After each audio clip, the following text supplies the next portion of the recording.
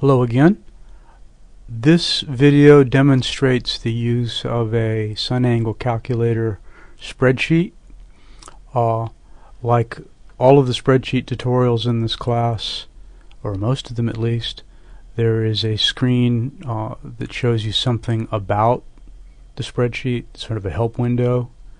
There's a main input-output window, and like many of them, there are some extra windows for other visualizations. So in this spreadsheet, we can enter red numbers only, please.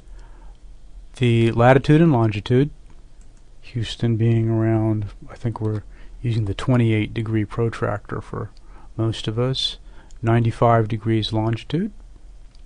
Magnetic deviation is for the difference between where the compass points and where true north is. So in Houston, we're about 7 degrees off. This particular window is facing 10 degrees east of south. We could make that 45 degrees east of south, and this assumes magnetic compass reading for the window. If I have a true compass reading, then I would enter 0 for magnetic deviation. So given a magnetic orientation for the window, I need to know the magnetic deviation of the compass to get the correct orientation. Window slope, let's leave vertical.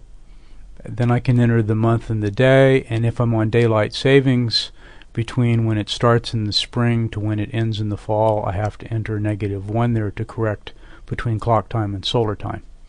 For outputs, we get the calculation of the standard meridian given the local longitude, the Earth's declination, its tilt towards or away from the plane of the Earth's orbit around the Sun, the equation of time for the day in question, how long the day is in hours and minutes from sunrise to sunset, and the time of sunrise and sunset in clock time.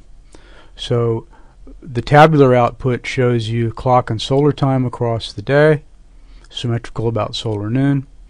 Don't worry about the hour angle, the solar altitude and solar azimuth, the window azimuth, the profile angle, the incidence angle, and the air mass. Now the air mass, remember, when the solar altitude is lower than 15 degrees, the sun's very low in the sky, then we're going to have air mass greater than 5.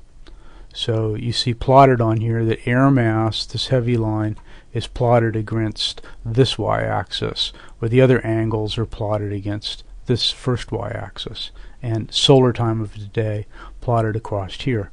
For clarity of data, you can look at just the solar angles, including the air mass, or just the window angles. On the input screen, you have all of that information overlaid in one plot.